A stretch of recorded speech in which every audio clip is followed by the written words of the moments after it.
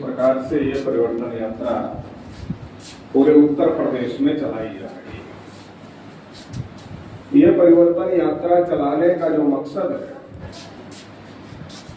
उसमें सबसे बड़ा मकसद ये है कि इस देश के अंदर जो मीडिया, जिसको हम लोग मेन स्ट्रीम मीडिया कहते हैं, आजकल लोग उसको गोदी मीडिया भी कहते हैं, हम लोग उसको मनवादी और ब्राह्मणवादी मीडिया कहते हैं। तो ये जो मीडिया है, जिसका काम है देश के लोगों को सही जानकारी देना, वो मीडिया देश के लोगों को सही जानकारी नहीं दे रही। तो मीडिया का मालिक जो है ज्यादातर मीडिया घरानों का, वो पूंजीपति है। पहले कई पूंजीपति थे, अभी लगभग चैनलों को एक ही ने खरीद लिया, अडानी।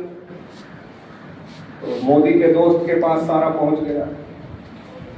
और जब मीडिया पर सर्वे हुआ कि मीडिया में निर्णायक पदों पर कितने लोग हैं, तो सर्वे में यह जानकारी निकल कर आई कि मीडिया में निर्णायक पदों पर, निर्णायक का मतलब क्या है? मान लो जिले का कोई रिपोर्टर यहाँ बैठा होगा, वो यहाँ से भेज देगा अपने चैनल को रिपोर्टिंग करके कि पटेल जी आए थे यात्रा लेकर और उन्होंने ये कहा। अब डिसाइड वो करेगा कि ये खबर चलेगी या नहीं चलेगी। तो जो निर्णायक पद हैं, जो निर्णय लेने वाले पद हैं मीडिया में, वो निर्णायक पदों पर शेड्यूल कास्ट का कोई आदमी, शेड्यूल ट्राइब का कोई आदमी नहीं, और ओबीसी का मान लो 100 पद है, तो उसमें केवल 4 निर्णायक जगह पर ओबीसी के लोग मीडिया में हैं।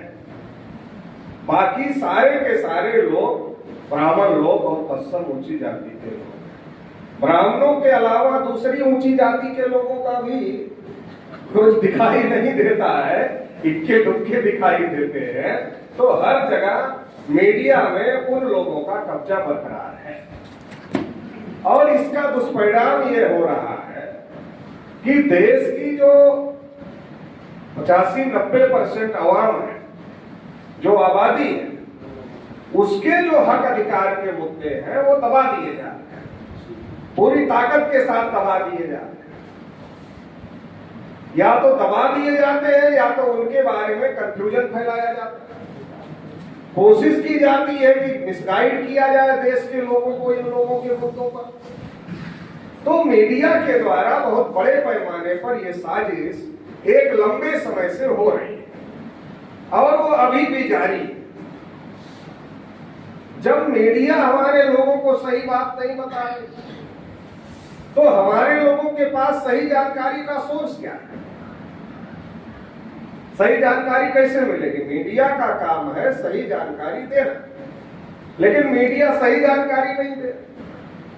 अब मीडिया सही जानकारी नहीं दे रही है, तो हम लोगों ने इस बात की जिम्मेदारी को समझा कि अगर मीडिया हमारे लोगों को सही जानकारी नहीं दे रही है, तो कम से कम हम लोग अपने लोगों को सही जानकारी हो। तो इसलिए हम लोग ये यात्रा चला रहे हैं, क्योंकि हमारे लोगों को सुनने की आदत है।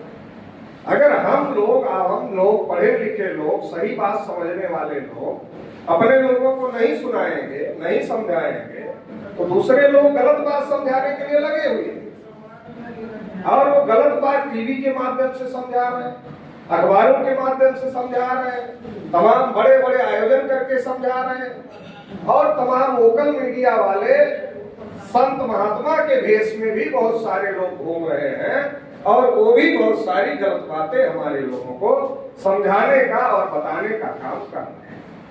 क्योंकि हमारे आदमी के अंदर थोड़ा पढ़ने लिखने में इंटरेस्ट कम है, तो थोड़ा पढ़ने लिखने में तो थोड़ा ज्यादा ध्यान नहीं देते हैं, सुन लेते हैं थोड़ा बात, तो सुन लेते हैं। तो जब वो उन्हीं की सुनते हैं तो उन्हीं की बोलते हैं, जब उनकी सुनते हैं तो उनकी ही बोलते हैं, और उनकी बोलते हैं तो उनको ही फायदा होता है, क्योंकि ये लोकतंत्र है।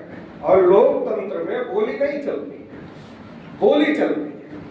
मान लो चौराहे पर हमारे आदमी को रोका तो बोली थोड़ी मार रहा था किसी को, बोली ही बोल रहा था, और बोली बोलना बर्दाश्त नहीं हुआ इसलिए रोका। लोकतंत्र में बोली नहीं चलती है, बोली चलती है। हमारे कार्यक्रमों को परमिशन नहीं दिया जाता है, रोका जाता है। क्यों रोका जाता? मतलब हमारी बोली से उनको दिक्कत लग रही है। हम कोई बोली थोड़ी ही चला रहे हैं, क्योंकि लोकतंत्र में गोली चलाने की जरूरत नहीं है। अगर आपको बोली बोलना आ जाए तो न लाठी चलाने की जरूरत है, न डंडा चलाने की जरूरत है, न गोली चलाने की जरूरत है, किसी चीज की जरूरत नहीं है। केवल अपनी बात बोलने की जरूरत है। अगर आप अपनी बात बोलेंगे, सही तरीके से बोलेंगे, तो लोकतंत्र में लोग आपके साथ खड़े होंगे। लोग आपके साथ खड़े होंगे तो लोकतंत्र में आप ताकतवर हो जाएंगे।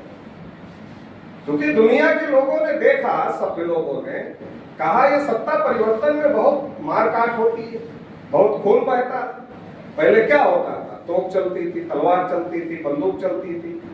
रिजिम चेंज करने के लिए सत्ता परिवर्तन, एक राजा दूसरे राजा पर अटैक करता था, बहुत बड़ा खून खराबा होता था।